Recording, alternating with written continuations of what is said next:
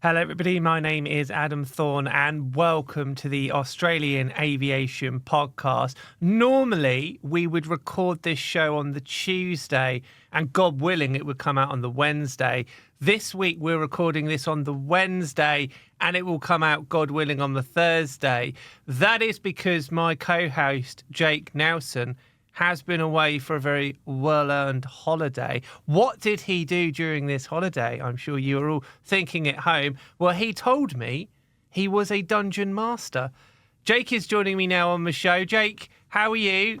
I'm okay, Adam. How are you? Good. Let's talk me through the dungeon mastery. What does this involve? Have you heard of Dungeons and Dragons, Adam? I have heard of it, yes. Well, the person who runs a game of Dungeons and Dragons, including handling all the monsters and the environments and the non-player characters, is the Dungeon Master. The Dungeon Master, right? Yes. So I went down to Canberra to the Phenomenon Convention, which is a wonderful annual convention for role-playing games of all kinds that takes place at Darramarlin College in Dixon in the ACT. It's a 4-day event. Ran 6 sessions of my all barred D&D game, Battles of the Band, and I got to play in some other people's games as well. How did they go? How did they rate you as a dungeon master? It's my games tend to be popular, Adam. God knows why. No. Were they not, like you were telling me earlier, you need to tell us more about this, that they need to know. It was like a kind of the pun-based games. Yeah, there were a lot of music puns involved. I'm sure that our listeners are shocked. What are the worst / best puns you came up with? Well, I was talking about, for example, a diamond mine, where the largest diamond strike that they'd had was a man-sized diamond in the shape of a humanoid figure on its knees. They called it the Neil Diamond. Yeah, no, I get it. I get it. Go on, give me another one. The bad guys were in a chapel, and they invited the party up so that they could rock them on the dais. No, I get it. Yeah. Yes, I get it. That was in the chapel of the Blue Oyster Cult, of course. And there was quite a long string of puns about Billy Joel at the start. So it was a good weekend.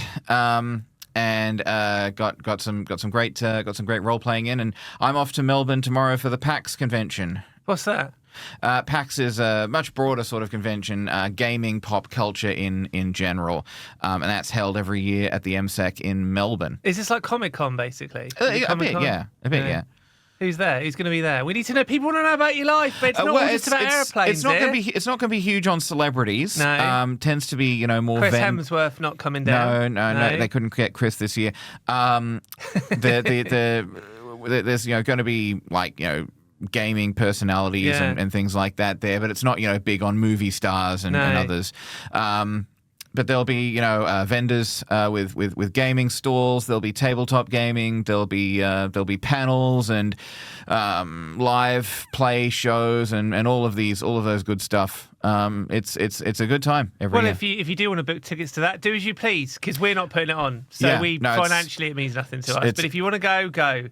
Not our job. I will say that badges are pretty much sold out across most of the days now because PAX is always pretty popular. All right, cool. Now, in our last few episodes, we've been talking a lot about the incredible shelving unit that was previously, and still a little bit is, full of generic nonsense. However, we have said we've done a call out to people to send us some like aviation merchandise. That could be planes, that could be tickets, photos of you with somebody famous in the industry, anything at all, maybe even a bit of an aircraft as well. That would be good to put in here. We have been, if not quite inundated, then we have had some contact with people to get more stuff. Jake, tell us a little bit more. What are we able to add to the shelving unit? What have we got here?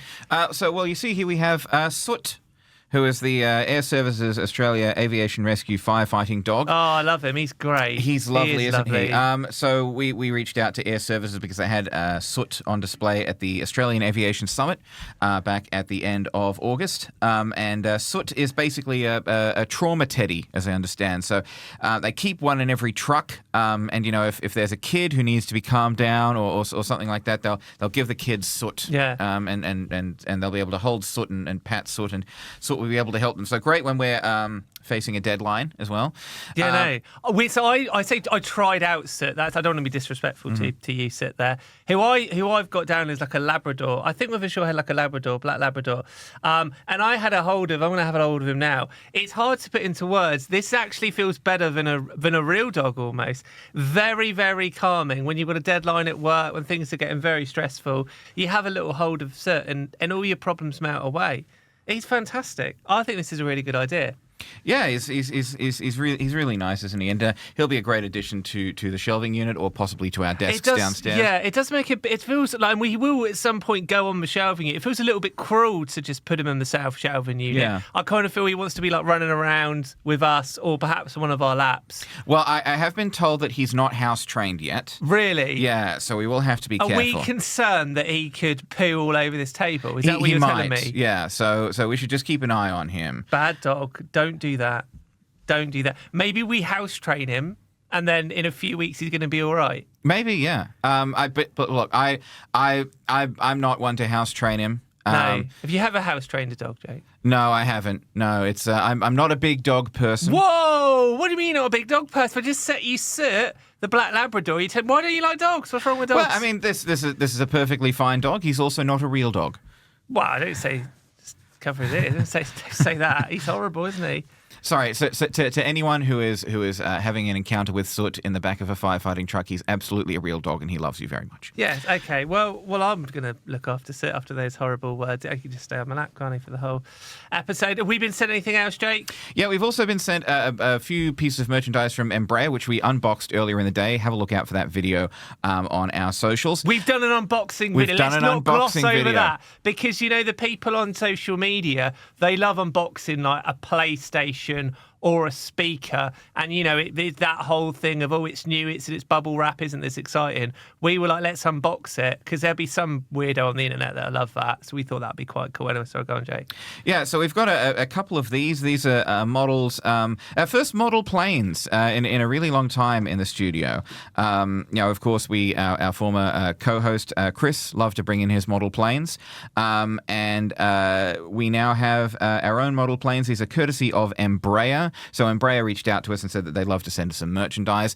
This in particular is the model of the E195 E2. I believe it's 250 scale.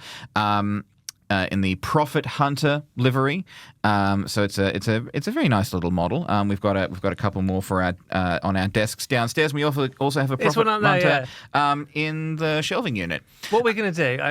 We're just a bit more. I'll just put you there. Sorry, sir. Just 1 second. It's awkward, isn't it? So what we're going to do? Get rid of this.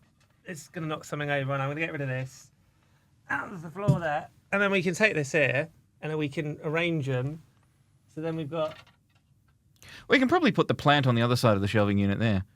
Well, where? There. Yeah, or put it between the planes. It's not real. It's not real. You know, Soot's real. This isn't real. If anyone's had an encounter with that plant in the back of a firefighting truck, it is a real plant and it loves you very much. Yes. Good joke. I like that. Come here, Soot. Come here. Back we go. So yeah, we've got a few pieces. We got a few more pieces of merchandise from Embraer as well. We got some of those remove before flight tags. They're really cool, actually. They're really cool. Yeah, you can't go anywhere in aviation without encountering those tags. We had some lanyards actually that are pretty cool. They've got like a little seatbelt buckle. They are very, very cool. They're very cool. So we do our Australian Aviation Summit and we have normal lanyards, but we're going to have to talk to our event maestro Simon. Big thank you if you're listening, Simon. Simon does all the hard work for our events. We want to get those for our summit, don't we? So we got little seatbelt lanyards. Fingers crossed. Fingers crossed. It could cost a fortune. Yeah, well, I mean, they cover it. It's cool, isn't it? It's cool. We also got some Embraer caps. They're quite good, to be fair, yeah. Some very nice Embraer caps, again, with the remove after flight tags at the back on the Velcro. So thank you to Embraer. Thank you to Air Services Australia for sending us these great items to go on our shelving unit and on our desks. If you work, if you're with an airline or an airport or an aviation company and you have merchandise to sell us, we would love to unbox it, and we would love to put it on our shelving unit here. So get in touch with us, media@australianaviation.com.au. Speaking of getting in touch with us at media@australianaviation.com.au, we've had a bit of feedback. We have had a bit of feedback. I wanted Jake to read this out, but he's cannily shifted it so that I'm going to read this out. It is possibly the best email I've ever received in my life. It's from Gordon Hislop, and I hope you don't mind, Gordon, us reading this out. He says, hello from the other side of the globe, Dublin. Just to say, I think the podcast is absolutely brilliant. I love your presenting team approach to analysing and commenting on issues and content with a healthy dose of irreverence, we did that earlier, fun and pure nonsense and banter too. It's great listening. This is the good bit. Adam, I've got to say your presenting manner and style reminds me of Chris Evans' radio style to a huge degree, and I think you should take that as a compliment. Captain America? No, not Captain America. Better. This is Chris Evans, the legendary Radio 1 DJ, trailblazer, who kind of introduced us to the zoo format of radio to the UK. Famously lost his job at the BBC because he demanded to take Fridays off. He said, I'm only doing a 4-day week. And the bosses at the BBC went, get lost. And he went to another radio station. I don't think that he was suggesting that of me. I work very hard. Now for a suggestion from an Irish context. Obviously, Alan Joyce has and still does feature heavily in discussions regarding Qantas, and there's a pride in Ireland regarding people who have made it big in the aviation world on a global scale. Back in the day, Tony Ryan, of course, and more recently, Willie Walsh, inimitable Michael O'Leary. I'm sure there are many more. We would love to get Michael O'Leary on the podcast. He is our number one top target. Michael O'Leary, if you're listening, which I think is an outside bet, we'd love to have you here. You can, whether you want to join remotely, want to come down to the studio. There's not much in it for them. They don't fly to Australia or anywhere near here. While we're on the subject of long shots, you might have heard, if you follow the news, you might have heard something about the unorthodox media strategies being employed by Donald Trump and Kamala Harris in the 2024 presidential election. Go on. Yeah, Kamala Harris has been on the Call Her Daddy podcast and a couple of other podcasts. Donald Trump has been on with Ben Shapiro. Kamala or Trump, if you're listening, you could reach all of 2 voters in America by coming on the Australian Aviation podcast. That would be amazing. Could you imagine? It would. Kamala Harris here in the studio. Because you're a big Donald Trump fan, aren't you? He raves all the time. Oh, make America great again. I love the Trump. So you would be delighted to have him on, wouldn't you? I think you've hit your head and confused me with someone else, Adam. Who do you like more, Elon Musk or Donald Trump? Because they're your 2 favourite people. Yeah, probably pouring bleach in my eyes. Anyway, Gordon finishes off his email, just to end that tangent. He says, keep up the good work and the brilliant listening. Gordon, thank you very much for your email. That made my day. It's always very nice. If anyone wants to send us some nice emails, media@australianaviation.com.au. If you want to send us any negative feedback, don't.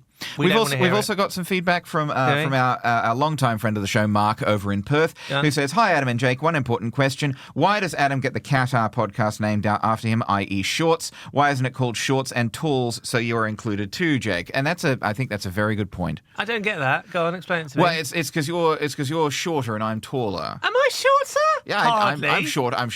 You're shorter than me, certainly. Am I? I'm like 5'10". How tall are you? I think I'm slightly taller. I've sort of done comparison. Mind you, a lot of it's probably the hair. Yeah, that doesn't count. Oh, I didn't realise. Well, he's a big man in the room. Well, there you go. But Mark says, keep up the great work. Qantas A321 XLR just over the horizon. That is true. We are looking out for that. We also received a bit of another comment from Mark where he said. Well, he said something, but it's been lost to the ages. But he was talking about something that we discussed on the podcast the other week. Yes, he said this was talking about our Qatar and the wet lease deal with Virgin Australia. He said, Qatar, as originally a qualified accountant, Qatar only gets 25% of the benefits of the wet lease, not 100% if they fly themselves, apart from the code share benefits, which is I do not doubt his expertise as an accountant, but you'd have to think if you're Qatar, you'd take 25% over 0. Yeah, of course. But that's a very good point, though. It's a very good point. I think we've got done for shout-outs, are we now? I think so, yes. Well, let's ask Soot. What should we do now? He says he wants to talk about the week's news. Jake, can we help Soot out here? What are we going to talk about first? Well, I mean, obviously, Soot can't talk. What are you on about? He's a real dog. Yeah, and real dogs can't talk, Adam. Well, real dogs, they just bark. Yeah, they know, though. It's the way they look at you. You can tell what a dog's thinking. I could just tell by... And he talked to me as well. Anyway, the point is, look at him. I know you love... Look at him. He wants to know about the week's news. Well, why don't you ask him what about the week's news he wants to discuss first? What's that? Are you sure? He wants to talk about the latest on repatriation flights because being a rescue teddy or that helps people that is in traumatic situations, he wants to know what's happened to the people in Lebanon that are trying to make their way back to Australia. Very sensible question, Seth. Very, very sensible question. Smart dog, you see. You think he's an idiot. He knows what he's talking about. Of course, you were the one who covered these repatriation flights, Adam. But we have had some repatriation flights from Lebanon by Qatar Airways and Qantas. So do you have the details on those? No, I don't to hand. But I just know it because I wrote about it. So effectively, now the Australian government are helping people get out of Lebanon. And two airlines have kind of stepped up to the plate, both Qantas and Qatar Airways. And both of those airlines, to be fair to them, have done these flights free of charge. So what has been happening is that I think separate charter aircraft, and I think also with some help from the RAF, they've been flying people from Lebanon to Cyprus. And in Cyprus, Qantas and Qatar have then kind of carried on their journey back to Sydney. So Qantas have been doing direct flights with their 787s, which I believe are among some of their longest haul flights that they've done. And Qatar are using its 777s flying via Doha. Now, as we record this, I think both airlines have done 2 flights each. And as well as the airlines paying for those flights, they're both also paying and helping people get from Sydney back to any airport that they need to get to. So obviously Qantas are doing this themselves and Qatar are doing this in conjunction with Virgin Australia. Now, whether or not Qatar would have helped with or without the Virgin deal, with the Virgin deal, we don't know. But nonetheless, that we now have access to other international airlines that can help in these times is a very, very important development. You will remember, in fact, this has happened a lot of times in the 4 years I've been here. Anytime there's a world crisis, you will tend to have Qantas step up to the plate. You saw this a lot, I think, in the early days of COVID as well. And what they usually do particularly... We saw it with Israel earlier in the year. Yes, exactly, yeah. And what Qantas do in particular is they kind of do a shout-out for their staff and crew to do those flights. They're usually oversubscribed. But huge credit to both Qatar and Qantas for doing this, because it's obviously a very, very tricky situation. What the Australian federal government have been saying is that, you can register with them, and those details are on our website, to get some of those flights out. But if you can get a commercial flight, you've got to take that opportunity. I think at the time of recording this, the airport in Lebanon is open, but how long that's going to remain the case for, we don't know. So they're trying to get as many people out as possible. Yeah, and it's good that they're. I think they've taken a bit longer with Lebanon than they did with Israel earlier in the year. Yeah, but it's good now that these flights are happening. And if you are happening to listen to the Australian Aviation Podcast in Lebanon, it's best if you get out now. I shouldn't laugh. I shouldn't laugh. Don't be listening to this podcast. If you're in a difficult situation, get out. I mean, if listening to back-ish episodes of the podcast could help keep you entertained on the flight home from Lebanon. We have to remember as well that Qatar Airways was, I believe, one of the only airlines that was flying to Australia during COVID. And so Qatar has done a fair bit, as well as Qantas, to help Australians get home when they've needed to. And I think there have been issues with Qatar in the past, and they don't have an unblemished record by any means. But these are the sort of things that we should be thanking Qatar Airways for. Yeah, exactly. One of the issues during COVID, and you could see this across many different areas, but when the whole world shut down, everyone's kind of on its own. And Australia was in a difficult situation where they had Qantas as an international carrier, but Qantas effectively stopped all commercial flights for almost the best part of 2 years. And what that meant is that Australians trying to get home were reliant on overseas airlines. And obviously that was very difficult and very expensive for those overseas airlines, because not only did the borders close, But there were all sorts of restrictions in terms of flying in, in terms of COVID separation, etc., which made it very difficult for airlines. Qatar was one of the airlines that continued flying, particularly flying into Sydney, which kind of helped the country keep going. It helped repatriate people that needed to come home. So one of the things, whether we agree or we don't agree, or whether the deal between Qatar and Virgin ever goes ahead, we don't know. But nonetheless, it's in Australia's interest to have access to more wide-body, long-haul aircraft, because in situations like this, you need them. Like, Qantas have obviously done a very good job, but there's only so much they can do on their own. Having access to another big fleet, you've got potentially 777s, A380s, is going to be very good for all involved. And this is as well, where the deal between Virgin and Qatar comes in, because Virgin used to operate its own wide-body flights, before it went into administration, but now it's mainly doing these short hops with the 737s. And so getting access to that Qatar fleet is sort of a tester for getting the wide-body flights going again. That might portend well for the future. Yeah. As we discussed last week. Yes, we haven't had much of an update, actually, on that potential deal, because it's still got to be cleared by, I think it's two bodies, isn't it, so far? Oh, yeah, there's the Foreign Investment Review Board. Probably the ACCC is going to want to have a look. And, other agencies, and there'll be labour questions and things like that, workforce. So it's still very much going through the process, but we'll be interested to see how that develops. Right, now, before we go for a break, we've probably got time for one more story. Soot chose last time. It's your turn now. Well, I mean, do you know what a common name is for dogs? More common than Soot. Go on. Rex. Oh, that was brilliant! That was good. I'll give you that. And for those of you not watching the video, the grin on his face is disgusting. But it's always disgusting. That was a superior link. We should almost just stop the show now and go, you know what, we've peaked. That was excellent. That's almost going to be better than the story that we talk about. Good work. Go on, tell us a story. So this is something that we've discussed a fair bit, and I've discussed in a fantastic opinion piece in the most recent issue of Australian Aviation magazine. But there's been a new poll put out by the Transport Workers Union. They got YouGov to survey representative sample of 1,044 Australians. And what this poll found was that 71% of people approved of the federal government stepping in to support Rex in maintaining its regional network.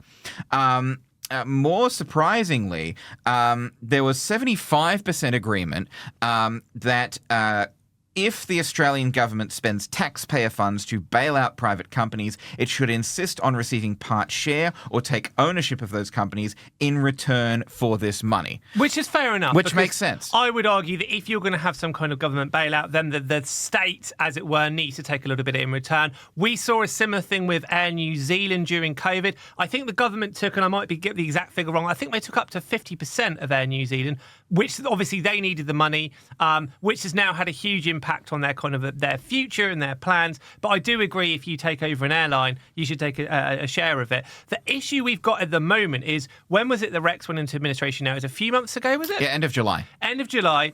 It doesn't look as yet, from the reports we're hearing from a kind of mainstream media, that there is necessarily a buyer lined up. Now, we know there's been a kind of dispersal of some of their assets, but the intriguing thing with this is that most of Rex's flights are, to use the kind of parlance, necessary infrastructure. Yeah. These flights have to happen. These communities are utterly reliant on them. If these flights stop, then that is going to be of huge damage to their economy, not just in terms of bringing in tourists, but it's basically being able to take business people from those communities into town in order to do deals. It's absolutely vital. It looks like if we're in this situation in another few months, there will be an even more serious discussion about whether you get some kind of government support, because at the moment it's in administration, it's in this kind of holding cycle, but that presumably can't carry on forever. No, it can't. I mean, it's sooner or later it has to, exit administration one way or another. It has to liquidate or go into a deed of company arrangement or get sold off or go back into the hands of its directors. And so there needs to be a solution found for Rex, and particularly considering how important Rex is. As Transport Minister Catherine King said back in August, Rex provides essential connectivity to move people and critical freight on 41 routes to regional and remote communities. 21 of these routes are served only by Rex. And so for these locations, Rex is their only air link to the outside world. And they need Rex. Rex providing these services is like, providing a public bus, right? You need those services to connect, because there's no possibly no trains going out that way, for example. But Michael Caine, the National Secretary of the TWU, has said that there is overwhelming public support for the government to intervene. He said, quote, "The public is sick to death of Qantas-style corporate immortality in aviation. They want the government to civilize the sector and end this awful cycle where executives hoover up the cash in the good times and then come with a begging bowl when things get hard. Regional Australia needs Rex, and this poll shows overwhelming support for the federal government to step in and safeguard its future. Not only are hundreds of aviation jobs on the line, but these routes are also critical to regional Australia's business, tourism, healthcare, and community services. And the federal government must keep Rex flying." Well, they will have no choice but to do that in a few months.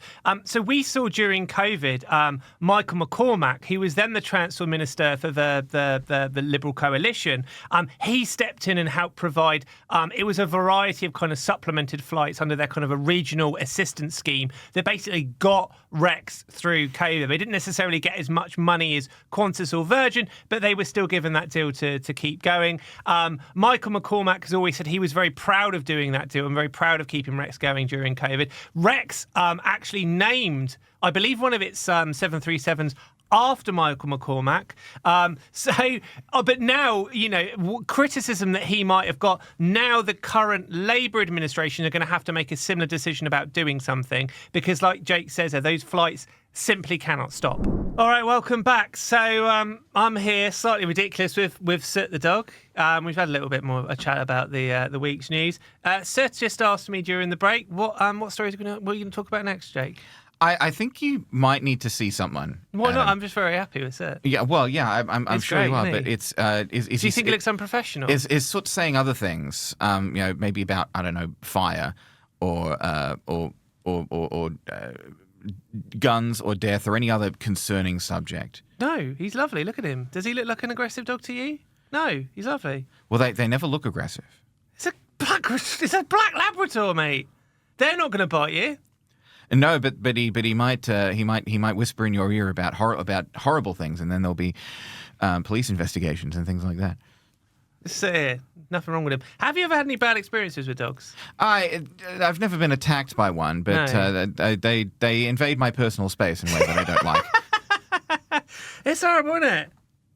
He's furious. Anyway, look, basically, both me and Soot want to talk more about the week's news. What's up next, Jake?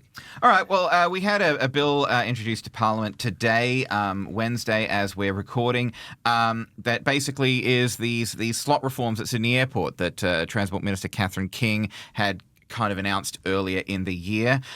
If you'll recall, there's a number of changes to the takeoff slot system. No change to the 80-20 rule, which would sort of tighten up the amount of flights that an airline has to use its slot for. So currently, if you use your takeoff slot 80% of the time, you can keep it basically indefinitely. There's no change to that in this legislation. But there have been some transparency and accountability measures. There's the bill. The bill discusses things like civil penalties for slot hoarding, improving access to peak slots for new entrants and regional carriers, a recovery period at Sydney Airport, so capacity will be temporarily increased to allow more flights to take off and things to get back in the swing more quickly after disruptions from things like weather. And this is just over a month after the Aviation White Paper came out, which, of course, had a pretty heavy focus on consumer protections. It's really interesting. So one of the kind of aspects of this is that there's this phrase slot hoarding, and so Qantas and Virgin will deny very strongly that they've been slot hoarding.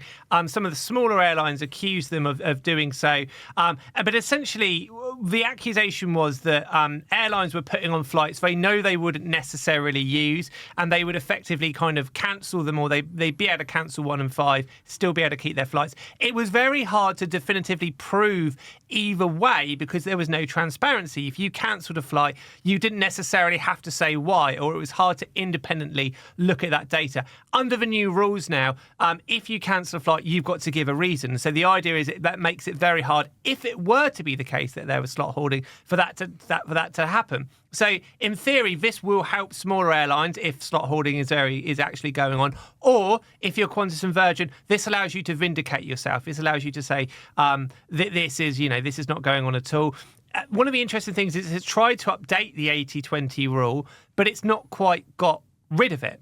Now, one of the reasons for this is ultimately that 80-20 rule is derived from the fact, particularly at Sydney Airport, there simply isn't the capacity. Effectively, Sydney Airport is full to bursting, or at least it is for those kind of plum peak time slots. So the argument is there's only so much you can do, and the underlying problem is you simply haven't got enough airports. But nonetheless, whatever your views on this, I would say, to the government's credit, they spent a year working on the white paper. Well, it was originally the green paper, which kind of outlined a brief idea of what they were thinking. They've had industry submissions and feedback. They've published a white paper. And now very soon after that white paper was published, 6 weeks ago, we're actually seeing the machinery of government spring into action. So we're actually seeing the new government, without whatever political side you are on, do stuff, which I think is a positive thing. Yeah, and they've already done things like there's an independent audit of the slot system going on. There's also this competitive tender process for the slot management at Sydney Airport, which at present is run by Airport Coordination Australia, which is sort of an industry run body. It has. It's owned mostly by the major airlines, though they will stress that the major airlines have no input into what they actually decide. And so the government has put that slot process out to tender. Possibly Airport Coordination will just succeed in the tender process and get that back. But that sort of remains to be seen what's going to happen there. And just before we leave this topic, talking about airport capacity, I believe in the last week we had the first... Well, not the first, because you'll tell us the technicalities, but we had maybe the second landing on Western Sydney Airport's runway. This is obviously going to be the game changer when it opens, because this is going to open up the capacity. But Jake, tell us a little bit more about that. Yeah, so this was a week or so ago. This was October the 2nd, so exactly a week ago, October the 2nd, as of the time of recording. We had Western Sydney Airport, the first ever official takeoff and landing. There was this light aircraft that conducted some test flights for the airfield's ground lighting system. So it was a Piper PA-30 twin-engine Comanche, VH8MN. The rego number was the very devil to track down. But we did track it down. We did track it down. People that moan, they didn't tell us this. We had to find it out.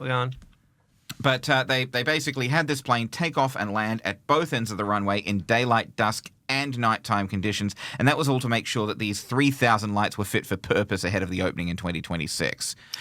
But it does. One of the interesting things that Simon Hickey, the CEO, said is that we're now kind of moving from the building phase into the testing phase. So they are still building Western Sydney Airport, but it's kind of basically done. They're probably painting the walls and putting down the tiles. I'm simplifying it, but it's basically there. So now they're in a position with about a year to go where they are doing these kind of tests. So this was almost the first test that we're going to get. I would imagine in 6 months or so, we are going to get, I say, a proper aircraft, but you're going to have the first landing of a major aircraft come down. You're going to have, all the baggage carousels put under pressure. So this is going to be really ramping it up now. One of the interesting things is that obviously over the last few years, the question has been, will it open on time? All the signs point to it actually being ready by the end of next year.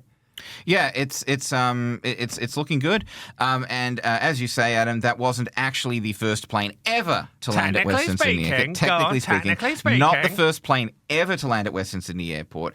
Back in late 2020, there was a Piper PA-28 Cherokee that made an emergency landing on the earthworks at the construction site, reportedly a mechanical problem on a training flight. So this was the first official takeoff and landing at the Western Sydney Airport. So that person would have a kind of not emergency landed, but landed there. That person has inadvertently taken that record now. Yeah. Exactly. It puts you a bit in mind of the Sydney Harbour Bridge opening, Adam, where that bloke on horseback came along and cut the ribbon with the sabre before the governor could do it. Did that actually happen? That did. It was a bloke called De Groot, I believe, when they were opening the Sydney Harbour Bridge. They were having a big ceremony. The ribbon was getting ready to be cut, and he rides up on the back of his horse, slashes it with his sabre, and rides off. What a legend. And I think they had to tie the ribbon back together so the government could cut it properly. Well, there you go. All sorts of transport-related trivia. You want infrastructure trivia? We're the home for that. Right, what are we going to talk about next, Jake? What's Soot going to listen to? Oh, there's probably some good news out of Vanuatu that we should cover. We recall that over the past few months, Air Vanuatu has been in voluntary liquidation, which is the term that they use over there. But there has now been a deed of compromise, which has been approved by Vanuatu Supreme Court, and so the administration is set to end. All the shares will be turned over to this new sort of government-owned entity, AV3. The airline handed back to management, and Air Vanuatu will sort of begin ramping up domestic flights again. It's been doing some limited charter flights, but now it's set to be returned to its management. So this is like administration or liquidation, but really administration done right. They've gone in there, got the job done. Yep, out they go. It's all back to normal. Yeah, they've sort of restructured the business. Unfortunately, they did axe about 170 jobs in the process, which is obviously not great for those people. But they have reorganized, recapitalized, and they're getting ready to end this voluntary liquidation. No news yet, though, on when these international flights will resume. I don't know what's going on with their 737-800, which is their only jet aircraft, and that was the one that was doing their international flights. So what happens with that remains to be seen, because it has been grounded in maintenance since, I think, January. So it's been a while. They were sort of contracting and wet leasing flights out to other airlines before that. But sort of a changed aviation landscape in Vanuatu over there, because now Virgin has sort of moved in to increase its capacity. Qantas and Jetstar have sort of pounced on that route as well. You've got Air Solomons or Solomon Airlines.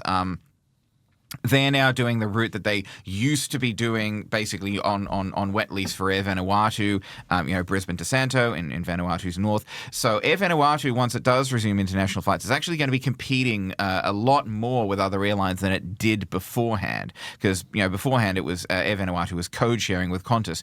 Remains to be seen whether that code share agreement will continue once Air Vanuatu gets back up and running in its own right. If it does, considering that Qantas and Jetstar are now flying that route itself. Okay, welcome back. So we've had quite the episode. We've met Soot, our new co-presenter, who I think's a lot better than Ben, frankly. Much better, much more of use. Yeah, if you listen, Ben. He's certainly quieter. Right, we've probably got another 5-10 minutes. Any other stories that piqued your interest this week, James? Well, there was the compensation for the ghost flights, Adam, yes, that got signed off. Would you want to tell us a bit more about that? So effectively what happened, I think it was back in April, May, Qantas and the ACCC kind of came to an agreement, which was that Qantas would pay in total $120 million, which one would be across a fine and also compensation for those people affected. Now, for those of you that aren't aware, the so-called ghost flight scandal was this idea that Qantas was selling tickets to flights that had already been cancelled. And the ACCC's initial allegation was that they should have known about it. It was potentially being done on purpose, and they went in there and effectively kind of prosecuted them for this. Before this got to the stage where it got to court, they kind of struck this deal where effectively Qantas admitted that, yes, this did happen. We should have known about it. We should have stopped it. But also the ACCC kind of stopped short of accusing them of this being a deliberate thing. So one of the things that subsequently emerged is that there were individual managers that knew about little pieces of the puzzle, but nobody knew the kind of full picture. And effectively, you could argue if you were being mean-spirited, this was incompetence. Qantas would argue that in that kind of post-COVID era, it was chaos. This is one of the things that slipped through. But nonetheless, this kind of compensation deal has been signed off. Now, off the top of my head, this will work out that if you were a domestic passenger that was affected, you will get $250. If you were an international a ticket holder, you will get $450. But crucially as well, you will get reimbursed for any additional expenses you may have been incurred. So, for instance, if you booked, a hire car, if you booked a hotel, you will be due compensation. $120 million is an enormous amount for Qantas to have to pay. And so one of the parts of this is, one, to fine them and to punish them. Two, to help those ticket holders. Bring them all in the darkness, bind them, yes. Yeah. But also to act as a kind of, not as an disincentive to other airlines or other businesses not to try anything similar. But nonetheless, this was agreed by the ACCC, but it was only the last couple of days that it's actually been formally signed off. And what that means for passengers affected is that you will very soon start getting this money into your account. So that is very good news. Yeah, and look out for that if you're one of the passengers who was affected by these flights. Speaking of Qantas passengers being awkwardly affected on a Qantas flight, this is not a story that we covered or wrote about ourselves. Is this appropriate for children or dogs? I don't know, maybe block Soot's ears again. Block his ears again, yeah. But there was a Qantas flight recently from Sydney to Haneda Airport in Tokyo, where apparently every screen showed an R-rated movie called Daddy-O. Daddy-O. It doesn't sound good to me. Daddy-O. Great name for a film. Apparently this film is set in the back of a cab, and conversations between two passengers in there, I don't know, sexting during the whole thing. But apparently this film could not be turned off, according to online comments from people who were on the flight.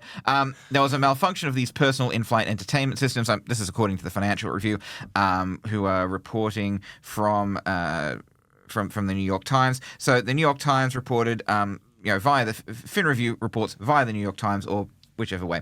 There was a malfunction of these personal in-flight entertainment systems, and so. Based on the request from a number of passengers, Qantas just played Daddy-O to the back of everyone's seat, which featured sexually explicit language, images, and words displayed on the screen and played for almost an hour before it was shut off. I find it quite extraordinary, and I'm sure this is just a harmless mistake, but it could have played any film, or maybe it could have played some Bluey, which would be good for dogs or human or children, but it's instead played Daddy-O, which everything about that just sounds wrong. The worst thing about this is that they couldn't just turn it off either. Yeah, it was on for an hour before the crew shut it off. That's extraordinary, isn't it? Yeah. So, according to the New York Times, set almost entirely inside a New York City taxi cab. This is a film starring Dakota Johnson and Sean Penn. The drama explores a chance encounter between a talkative cab driver and his passenger as he drives her from Kennedy Airport to Midtown Manhattan. A New York Times review of the film this year noted that their conversation has grown more intimate, leading the cab driver to share a distasteful anecdote about his first wife and his thoughts about what married men want in a mistress, while the passenger is surreptitiously sexting her tongue-lolling lover. The Times reported that the film was rated R for bed, breasts, and barroom language.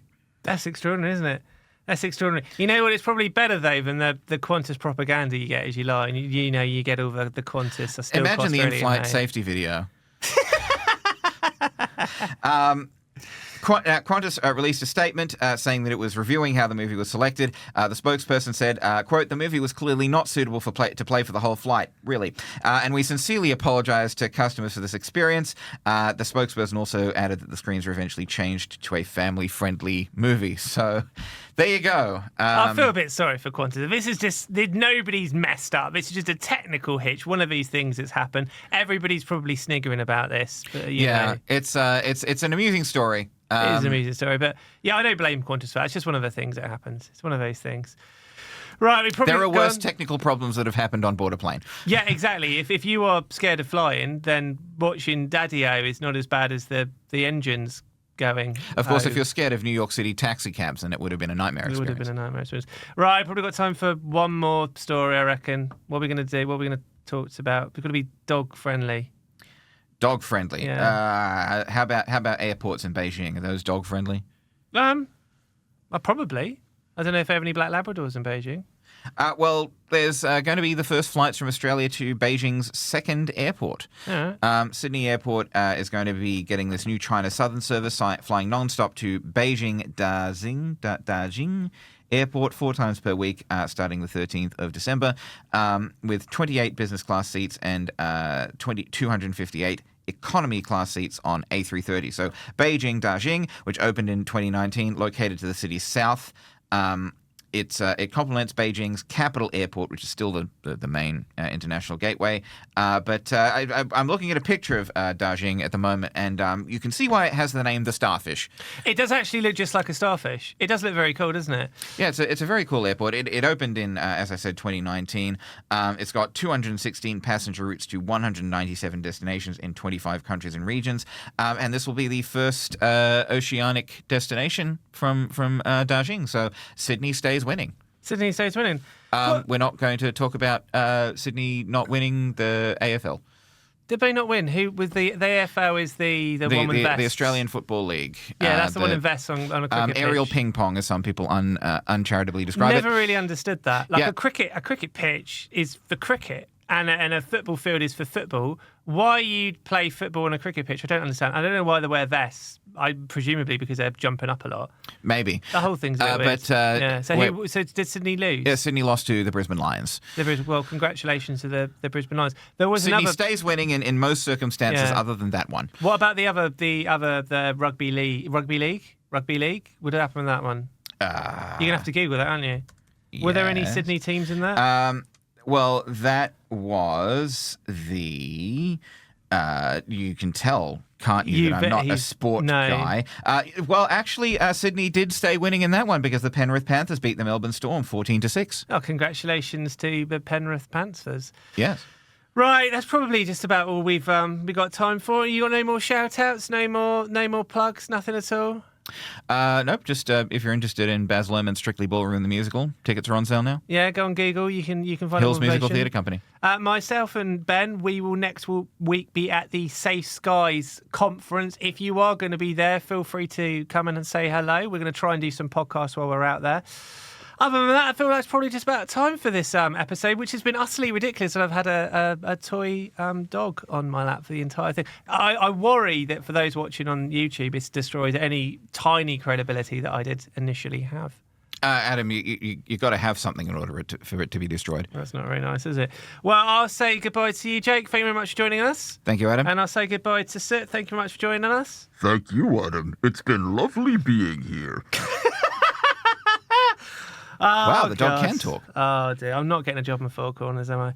Right, well, from me, Jake, and Soot, we will be back at the same time next week. But from now, from us, goodbye. Goodbye.